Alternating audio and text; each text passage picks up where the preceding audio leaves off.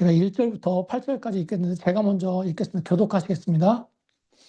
6월절 엿새 전에 예수께서 베다니에 이르시니 이곳은 예수께서 죽은 자 가운데서 살리신 나사로가 있는 곳이라. 예수를 위하여 잔치할세 마르다는 일을 하고 나사로는 예수와 함께 앉은 자 중에 있더라. 마리아는 지극히 비싼 향유 곧 순전한 나드 한 근을 가져다가 예수의 발에 붓고 자기 머리털로 그의 발을 닦으니 향유 냄새가 집에 가득하더라.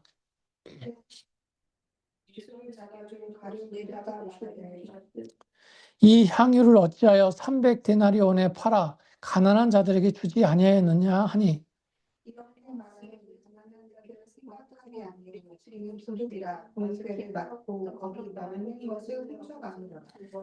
예수께서 이르시되 그를 가만히 두어 나의 장례할 날을 위하여 그것을 간직하게 하라. 가난한 자들은 항상 너희와 함께 있거니와 나는 항상 있지 아니하리라 하시니라. 아멘. 오늘은 마리아와 유다라고 하는 제목을 가지고 말씀을 나누도록 하겠습니다. 잘 들리시죠? 제가 목소리가 지금 많이 깔아져가지고 양해해 주시길 바랍니다. 시간적으로 보면 이번 주가 예수님께서 십자가 지시기 전에 한 2주 정도가 남은 때예요. 정확히 말하면 한 13일 정도가 남은 때입니다. 그러니까 다음 주 주일이 예수님께서 예루살렘에 입성하시는 걸 기념하는 종료주일이에요. 그리고 월요일부터 고난주간이 시작되는 겁니다. 제가 지금 예수님께서 십자가 지시기 전에 그 행적을 시간 순서대로 쭉 따라가면서 말씀을 전하고 있어요. 그래서 지난주에는 여리고에서 바디메오와 삭개오를 만나시는 장면에 대해서 말씀을 드렸습니다. 자, 그런데 여러분이 분명히 헷갈렸을 게 하나가 있어요. 제가 하나를 정정하고 넘어가겠습니다. 쉽게 혼동이 될 수 있는 부분인데 예수님께서 베레아에 계시다가 병든 나사로를 살리시기 위해서 베다니로 가시잖아요.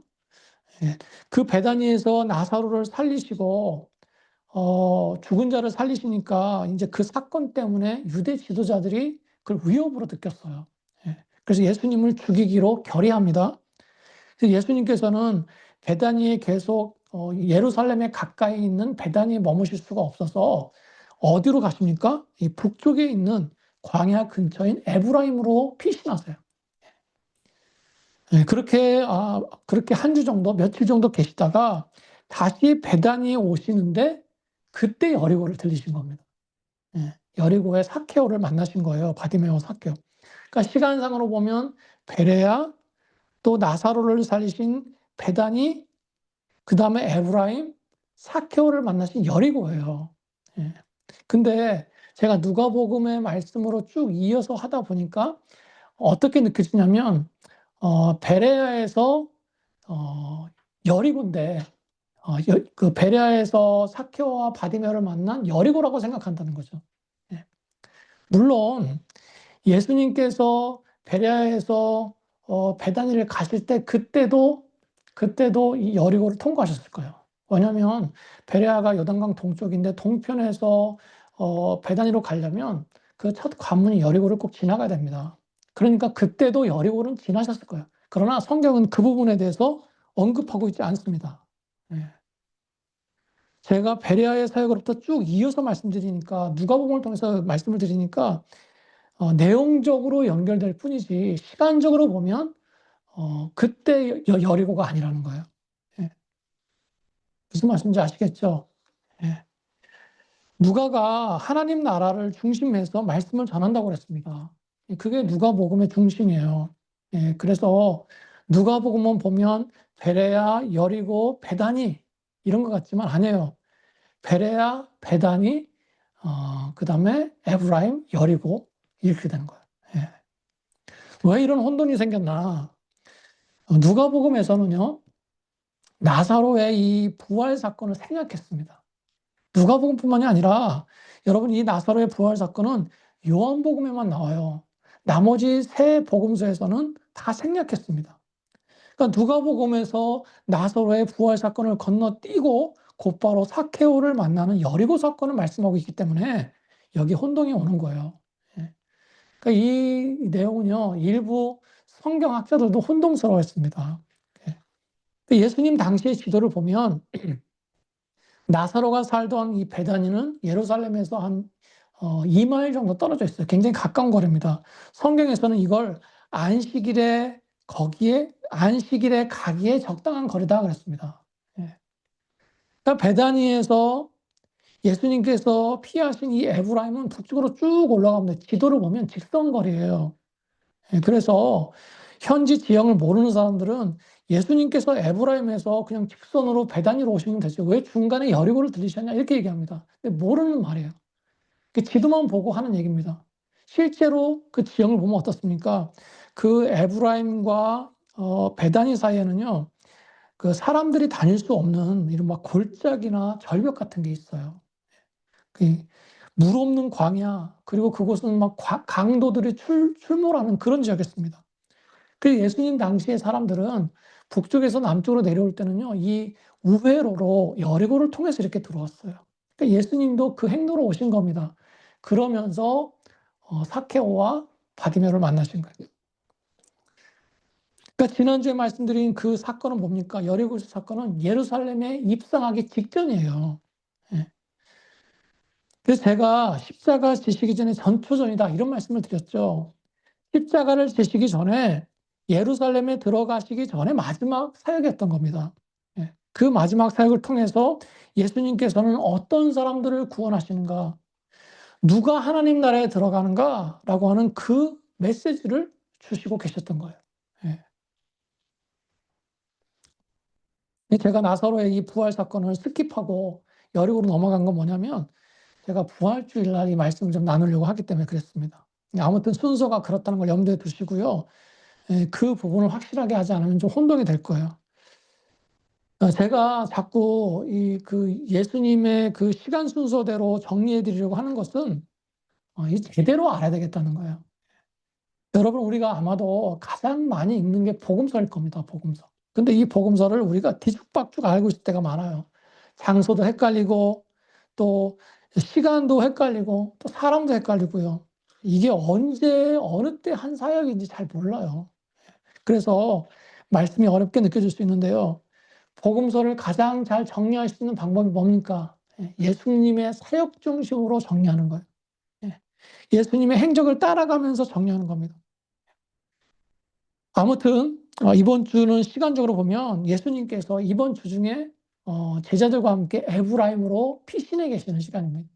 그리고는 여리고를 거쳐서 토요일에 다시 베다니로 돌아오세요. 다시. 그리고는 그 다음날 주일에 종려 주일이죠. 그 주일에 예루살렘으로 입성하시는 겁니다. 그래서 오늘은요, 예수님께서 이제 예루살렘에 들어가시려고 다시 베다니로 오셨는데 이 베다니에서 하루에서 이틀 정도, 이틀은 안 되고 하루는 넘어요. 그 시간을 베다니에 머무시는데 굉장히 짧은 시간이죠. 그런데 그 베다니에서 무슨 일이 있었는가? 그걸 가지고 은혜를 나누려고 합니다. 어떤 일이 있었습니까? 두 가지 사건이 있었어요. 성경의 기록을 보면 하나는 오늘 말씀에서 나오는 것처럼 나사로의 집에서 예수님을 모시고 잔치를 열었습니다. 그러니까 나사로가 살아난 이후에요. 그러니까 얼마나 감사하겠습니까? 그래서 예수님을 모시고 잔치가 열렸고요. 또 하나는 뭐냐? 예수님께서 시몬의 집에 머무실 때 옥합을 깨뜨려서 예수님께 향유를 부은 그 사건이에요. 바로 그 사건은 시몬의 집에서 일어났습니다. 오늘 우리가 읽은 이 요한복음에서는요, 누구라는 집이라는 게 없어요. 그죠? 자세히 보세요. 그냥 나사로의 집에서 잔치하다가 예수님께 향유를 부은 것처럼 이렇게 표현됐습니다.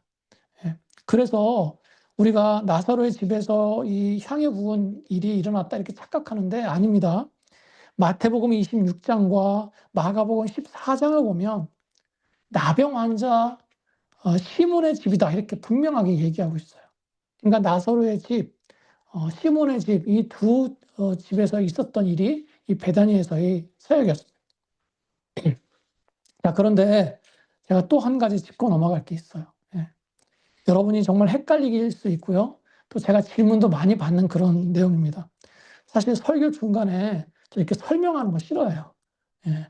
왜냐면 별로 좋아하지 않습니다. 예. 성경 공부가 될 수 있거든요. 예. 하지만 이 부분은 꼭 알고 넘어가셔야 되기 때문에 제가 말씀을 드립니다. 마태복음 26장과 마가복음 13장과 오늘 요한복음 12장은 같은 사건이에요. 예. 여기서 향유를 예수님께 부은 사건은 같은 사람, 같은 사건입니다. 여러분, 그런데 누가복음 7장에도 비슷한 사건이 나와요. 거기 보면 한 여인이 예수님께 향유를 부은 사건이 나오는데 이 사건은 전혀 다른 사건입니다. 예. 이게 보수적인 전통적인 견해예요. 이것에 대한 질문을 많이 받습니다, 제가. 그 같은 얘기 아닙니까? 왜 그러냐면 그 집주인 이름도 똑같아요. 예. 집주인 이름이 누가복음 7장에 보면 바리새인 시몬입니다. 바리새인 시몬.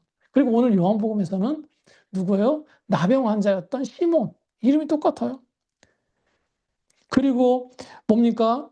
여인들이 눈물을 흘리면서 예수님께 향유를 붓는 모습도 너무 똑같아요. 같아 보인다는 거죠. 그래서 지금도 캐토릭은 이거는 같은 사건이고 같은 여인이다 이렇게 얘기합니다. 예. 그러나 성경적인 전통적인 견해는 아니에요. 다른 사건이에요. 그런 이유가 너무 많습니다. 먼저는요. 장소가 달라요. 예. 바리새인 시몬의 집은 어디에 있습니까? 갈릴리 지방에 있어요. 예. 그런데 나병 환자 시몬은 지금 베단입니다. 유대 지역에 있어요. 완전히 다른 지방이죠. 또 바리새인 시몬의 집에 계실 때는 예수님의 공생의 초기였어요. 공생애를 시작하시는 그 초기였습니다. 그런데 지금 시몬의 집은 십자가 지시기 직전이에요. 누가복음에서는요, 익명의 죄인이었습니다. 그런데 요한복음에서는 마리아라고 분명하게 이름을 얘기하고 있어요. 예. 성격도 다릅니다.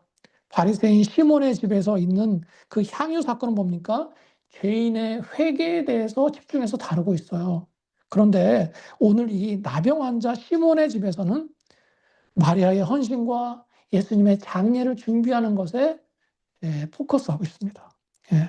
그러니까 결국 다른 사건이에요. 그래서 오늘은 이 베다니에서의 사건, 특별히 나병 환자 시몬의 집에서 함께 식사하시는 이 장면을 통해서 우리가 은혜를 나누려고 하는 것입니다. 여러분, 이 시몬의 집에 모여 있는 사람들의 면면을 한번 살펴보세요. 누가 있습니까? 거기에는 예수님을 알지만 다 이해하지 못하고 있는 제자들이 있어요. 또 그중에는 그래도 그중에 영적이라고 할 수 있는 마리아도 있고요. 또 말씀의 자리보다는 섬김의 자리를 택했던 행동이 적극적이었던 마르다도 있습니다. 또 거기에는 위선적이고 탐욕적이던 유다도 있었어요. 또 부활의 증거인 나사로도 있죠. 나병에서 치유받은 시몬도 있습니다. 그 한자리에 있는 사람들의 면면을 한번 보자는 거예요. 거기에는 사랑도 있고 헌신도 있고 탐욕도 있고 비판도 있고 배신도 있었어요. 마태복음에서는요. 이 식탁 이후에 시몬의 식탁 이후에 유다의 배반의 이야기가 직접 이어지고 있습니다. 마치 이 시몬의 식탁은요. 십자가를 앞에 둔 예수님 앞에 모여 있는 여러 분상들 같아요. 예. 여러 종류의 사람들이 있고 여러 종류의 감정이 다 들어가 있습니다. 저는 그래서 이 부분을 저는 어떻게 표현하냐면 죄인들의 식탁 이렇게 표현해요. 죄인들의 식탁. 그 죄인들의 식탁이기 때문에 또 어떻게 표현할 수 있습니까? 구원받은 자들의 식탁이다. 이렇게 얘기할 수 있어요. 예.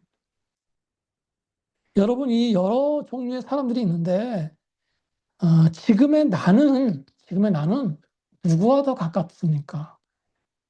예수님을 따른다고 하지만 아직도 많이 부족한 그 어설픈 제자들에게 가깝습니까? 아니면 기적을 체험한 나사로나 시몬입니까? 아니면 예수님께 향유를 부은 그 마리아입니까? 그것도 아니면 돌이킬 수 없는 인생의 잘못된 판단이죠. 잘못된 길을 가는 그 유다와 같습니까? 한번 생각해 보자는 거예요. 분명한 것은요. 오늘 말씀이 우리에게 비교해서 주는 말씀은 분명해요. 예수님께 향유를 부은 마리아와 그걸 보고 비판하는 유다를 놓고 말씀하고 있다는 거예요. 예. 누구를 얘기하고 있는가? 마리아와 유다를 이 양극단에 놓고 지금 말씀을 하고 있습니다. 저는 그래서 단순하게 이렇게 말하고 싶어요. 이 말씀을 통해서 가장 영적인 사람은 누구냐? 마리아예요. 마리아. 그렇다면 그런 마리아와 비교해서 영적이지 못한 사람은 누구냐? 유다입니다. 유다. 마리아는요, 300데나리온 향유를 아끼지 않고 깨뜨려서 예수님께 드렸습니다. 그런데 유다는 뭐예요? 은 30세겔을 위해서 예수님을 팔아버렸어요. 여러분, 은 30세겔을 데나리온으로 계산하면 얼마인 줄 아십니까? 한 120데나리온 정도 된대요. 기가 막히지 않습니까? 누구는 300데나리온을 예수님께 쏟아 부어서 드렸는데, 누구는 그 반도 안 되는 120데나리온을 위해서 예수님을 팔아버렸어요. 예. 더 웃기는 건 뭔지 아십니까? 그 죄인 120데나리온짜리가요, 선한 300데나리온을 비웃는 거예요. 예. 그걸 가난한 사람들에게 팔아서 도와주지 그랬냐? 예. 왜 낭비하냐?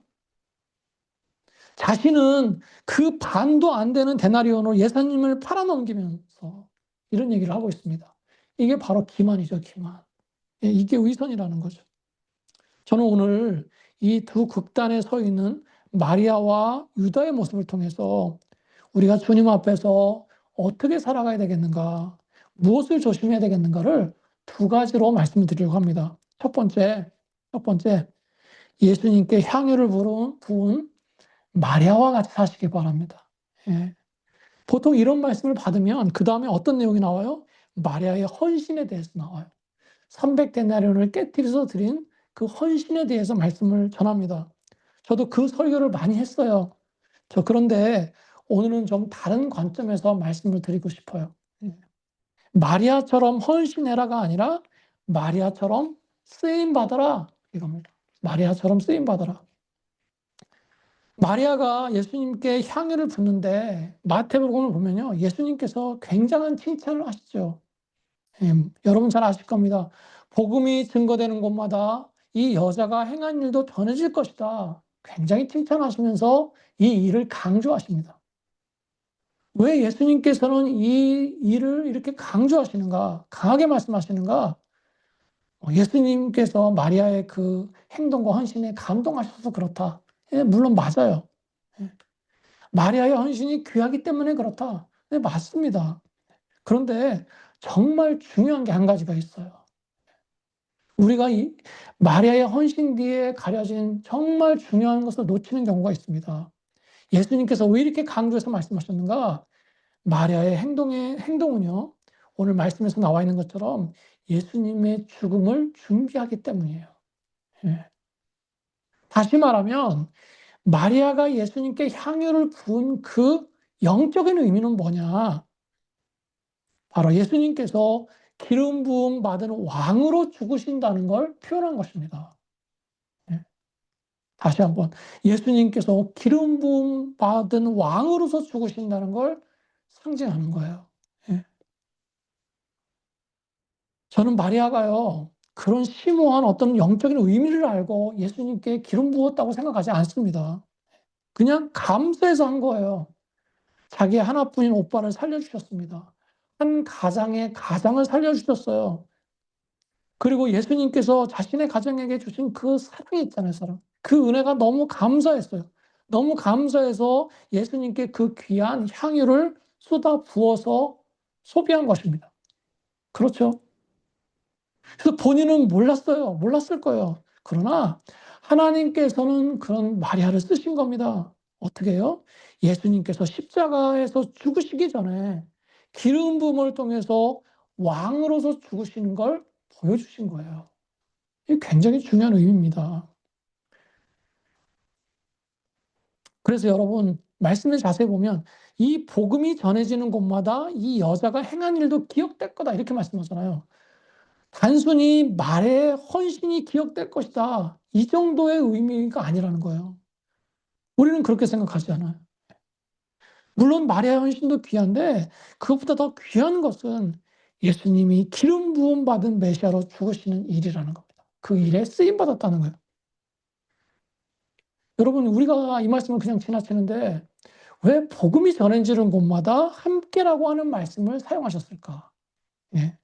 이런 말씀을 하실 필요가 없다는 거죠. 단순히 헌신만을 강조하셨다면.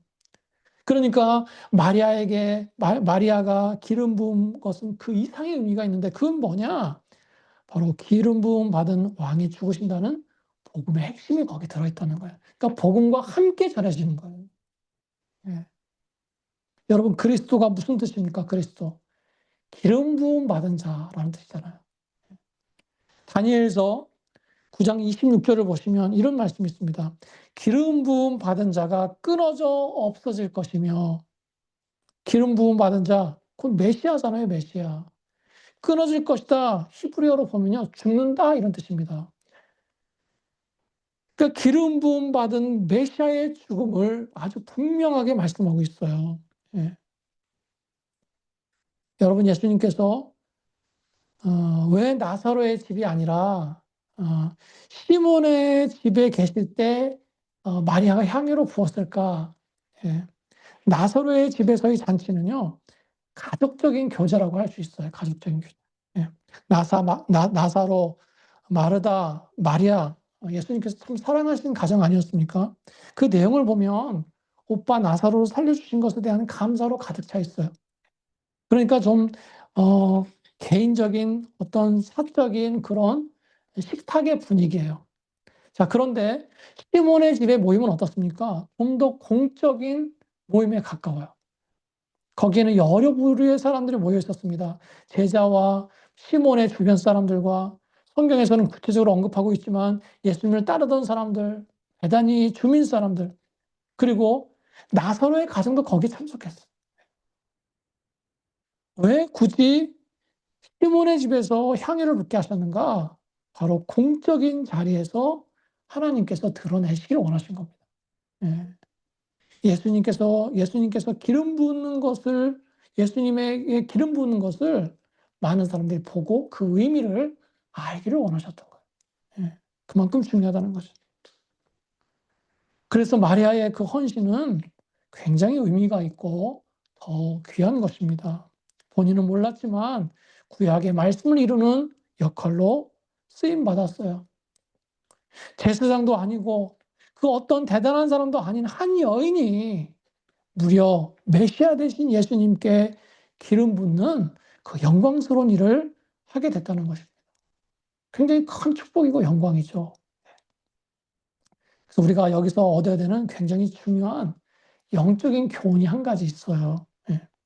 여러분 하나님께 귀하게 쓰임 받으려면 하나님을 향한 선하고 기쁜 마음을 늘 가져야 된다는 것입니다. 예. 때로는 하나님께서 나를 어떻게 쓰실지 몰라요. 어떤 일로 쓰실지 모릅니다. 우리는 그게 뭐냐? 하나님께 그 일에 대해서 자꾸 기도하면 묻습니다. 그러나 하나님께서 쓰시는 것은 그런 내 분별 때문에 쓰시는 게 아니라는 거예요. 내가 하나님께 어떤 마음과 어떤 영적인 상태를 가지고 살아가는가, 그걸 가지고 쓰신다는 겁니다. 하나님께서는요, 마리아의 그 감사한 마음을 통해서 일하셨어요. 하나님께서는요, 마리아의 그 아끼지 않는 헌신과 드림을 통해서 이 일을 행하셨다는 것입니다. 네. 여러분, 이 일을 행하시는 것은 하나님이세요. 내가 해야 될 것은 뭡니까? 하나님을 향한 선한 마음, 하나님을 향한 기쁜 마음을 갖는 거예요. 예. 여러분, 그게 없으면요, 잘못하면 거래가 됩니다. 예. 그러나 우리는 어떻습니까? 실력이 있어야 되고, 자격이 있어야 되고, 능력이 있어야 된다고 생각해요. 그러면서 정작 하나님을 기뻐하면서 살지 못하고 있더라는 것입니다. 시편 37편 4절에서 뭐라고 말씀합니까? 여호와를 기뻐하라. 그가 내 마음의 소원을 이루어 주시리로다. 예. 헌신을 많이 해라. 내 마음의 소원을 이루어 주실 것이다. 이렇게 얘기하지 않습니다. 열심히 수고해라. 열심히 수고하고 봉사해라. 내 마음의 소원을 이루어 주실 것이다. 이렇게 말하지 않아요. 심지어 기도해라. 내 마음의 소원을 이루어 주실 것이다. 이렇게 얘기하지 않습니다. 헌신이나 수고나 봉사나 기도가 중요하지 않다는 얘기가 아니에요. 중요합니다. 중요해요. 근데 이건 좀 더 본질적인 얘기예요. 하나님을 진심으로 내 마음으로 내 삶으로 기뻐해야 되는 게 먼저라는 거예요. 하나님을 기뻐하니까 헌신하는 거죠. 하나님을 기뻐하니까 만나고 싶어서 기도하는 거 아닙니까? 좀 더 본질적인 얘기예요. 마리아는요, 예수님을 기뻐했더니, 사랑해서 헌신했더니, 예수님께 기름 붓는 자로 쓰이게 됐어요. 거기 모여있는 사람 중에 예수님의 은혜를 받지 않는 사람이 어디 있습니까? 다 은혜 입었어요. 나사로는 죽었다 살아났죠. 시몬은 나병에서 고침을 받았습니다. 제자들은 특별한 은혜를 받은 사람들이에요. 그런데 마리아를 통해서 그 일을 행하셨다. 마리아가 그들보다 달랐던 게 한 가지가 있다면 그건 뭡니까? 그 중에 가장 감사하는 마음을 가지고 있었고, 그 감사하는 마음을 그냥 놔두지 않고 자신이 할 수 있는 가장 귀한 표현으로 행동했다는 거예요. 그것 때문에 마리아가 쓰임 받았다는 것입니다. 여러분, 그래서 제가 저와 여러분, 저 스스로에게 또 여러분에게 말씀드립니다. 먼저 하나님을 기뻐하시기 바랍니다. 네. 마음으로, 삶으로 하나님을 향한 선한 마음을 늘 가지시기 바랍니다. 그러면 그 마음을 통해서, 그 마음으로 행한 일을 통해서 하나님께서 무엇인가 분명히 하실 거예요. 예. 내 마음의 소원을 이루실 줄로 믿습니다. 그 마음을 통해서 역사하실 줄로 믿습니다. 그게 하나님의 방법이에요. 자, 첫 번째, 우리가 예수님을 기뻐하면서 살 때, 선한 마음을 가지고 살 때, 그 마음을 지킬 때 하나님께서 우리에게 좋은 것 주시고 우리를 쓰시는 줄 믿습니다. 자, 두 번째. 첫 번째는 마리아를 통해서 우리가 해야 될 것이고요. 두 번째, 유다를 통해서 주시는 메시지가 있어요. 이것은 우리가 해야 될 게 아니라 경계하고 버려야 될 것입니다. 뭡니까? 바로 탐욕과 탐심과 위선을 경계해야 된다는 거예요. 오늘 말씀에서 마리아와 비교되는 유다는요, 이 탐욕과 위선으로 가득 차 있습니다. 마가복음을 보면, 오늘 말씀 보면, 마가복음을 보면, 오늘 말씀에서는 유다만 얘기하고 있지만, 마가복음을 보면 사람들이 막 화를 내요. 왜 그 향유를 허비하냐? 책망합니다. 300데나리온이나 되는 그것을 팔아서 가난한 사람을 돕지 왜 낭비하냐? 여러분, 이 300데나리온이 얼마나 되는지 여러 번 들으셨죠? 한 데나리온, 1데나리온은요, 당시의 장정의 하루 품삯이었습니다. 그러니까 300데나리온이면 하나도 쓰지 않고 300일을 모아야 되는 거예요. 거의 1년을 모아야 된다고 생각하면 됩니다. 결코 적은 돈이 아니었어요. 그 1년치 임금을 한 번에 깨뜨려서 소모한 것입니다. 그러니까 정말 그걸 깨뜨리는 순간에 보고 있으면서 아까웠을 것 같아요. 예. 그걸 보고 막 어리석다고 비난하는 것입니다. 그런데 진짜 본심은 뭐였습니까? 말씀을 보니까 이렇게 말함은 가난한 자들을 생각함이 아니요 그는 도둑이라 돈꾀를 맞고 거기 넣는 것을 훔쳐가밀어라. 뭡니까? 정말 가난한 사람들을 염려하고 긍휼히 여겨서 이런 말을 한 게 아니라는 거예요. 말 그대로 돈이 아까웠습니다. 거기에는 인간적인 생각과 욕심이 들어 있었어요. 겉으로는 선한 말을 하지만 실제로는 돈에 대한 욕심이 있었다는 것입니다. 그 마음에 탐심이 자리 잡고 있었다는 거예요. 자, 보세요. 그래도 여기까지는 탐심이 그 마음에 머물러 있어요. 탐심의 생각과 마음이 있는 겁니다. 자, 그런데 마태복음 26장에 보면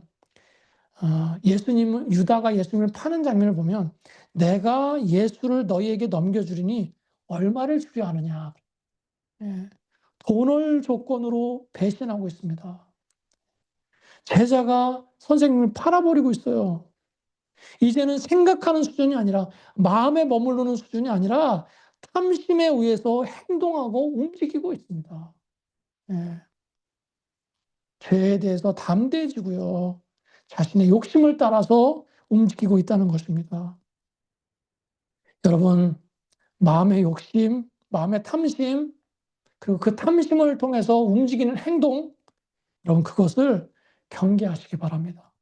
예. 그런 모습이 있다면 우리가 버려야 될 줄로 믿습니다. 탐심의 원문이 뭡니까? 탐심의 원래 뜻이 뭡니까? 더 가지려는 마음, 끝없는 욕심, 만족하지 못한 상태, 이게 탐심이래요. 예. 탐심은 우상숭배니라 성경은 아주 강하게 말씀하고 있습니다. 골로새서도 나오고요.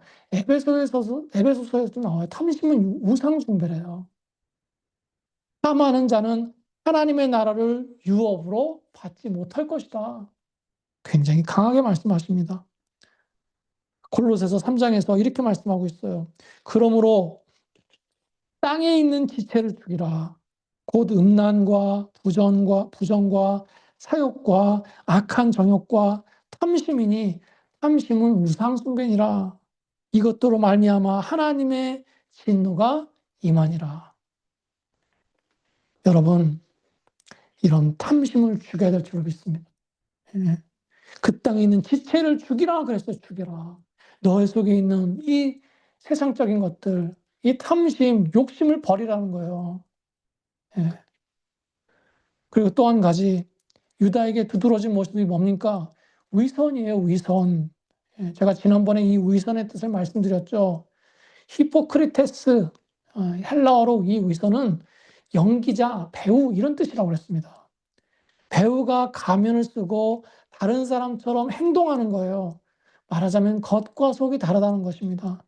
위선은요, 위선은 단순한 거짓말이 아니래요. 위선은 뭐냐?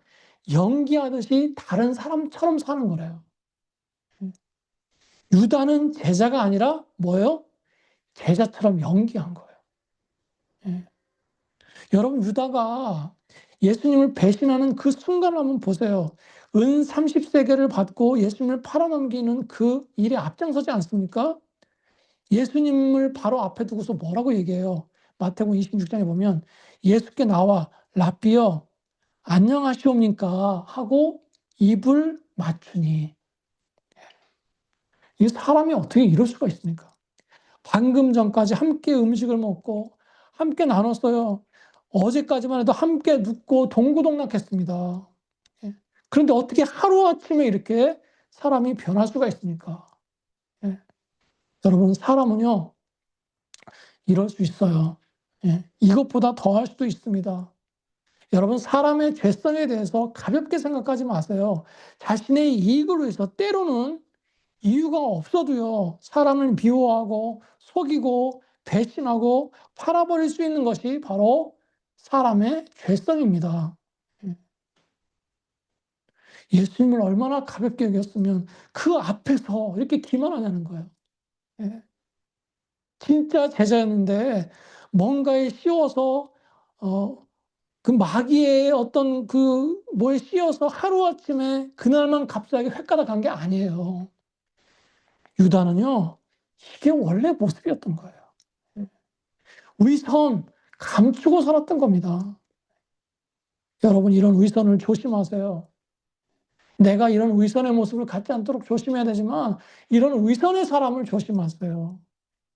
하나님 앞에서나, 사람 앞에서나 진실하기를 노력해야 될 줄로 믿습니다. 시편 51편을 보시면요. 하나님께서 구하시는 제사는 상한 심령이다 그랬습니다. 하나님께서는 완전한 자를 찾으시는 게 아니에요. 비록 상한 심령같이 부족하지만 연약하지만 그런 자를 찾으신대요. 그리고 이어서 뭐라고 말씀합니까? 하나님이여 상하고 통회하는 마음을 주께서 멸시하지 아니하시나이다.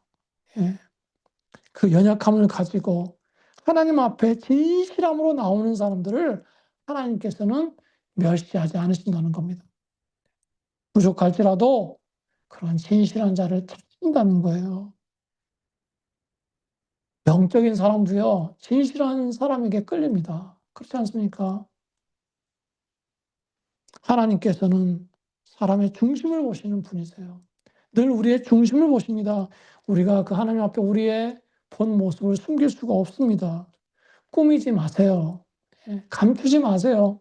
그냥 있는 그대로 주님 앞에 나오고 주님 앞에 나를 드릴 때 그 진실함을 하나님께서는 멸시하지 않으십니다. 예. 여러분 한 주 동안 살아가시면서 하나님을 기뻐하시면서 하나님의 은혜를 기뻐하시면서 살아가시는 그런 한 주가 되시기를 바랍니다. 또 그렇게 살다 보면 영적인 공격도 있어요. 마음에 욕심과 탐심이 생길 때가 있습니다. 진실하지 못한 마음을 가지고 살아갈 때가 있어요. 예. 여러분 그런 모습을 잘 분별하셔서 경계하시면서 끊어내시면서 살아가시기를 바랍니다. 예. 감사가 쓰임이 되는 마리아의 자리에 계셔야지 유다와 같이 은혜를 조롱하는 자리에 서지 않아야 되겠습니다. 또 조심하고 또 조심해야 될 줄로 믿습니다. 여러분 그럴 때 하나님께서 우리의 기도대로 소원대로 인도하시는 그 은혜를 우리가 체험하게 될 줄로 믿습니다. 여러분 그런 한 주가 되시길 주님의 이름으로 축원합니다. 축원합니다. 아멘.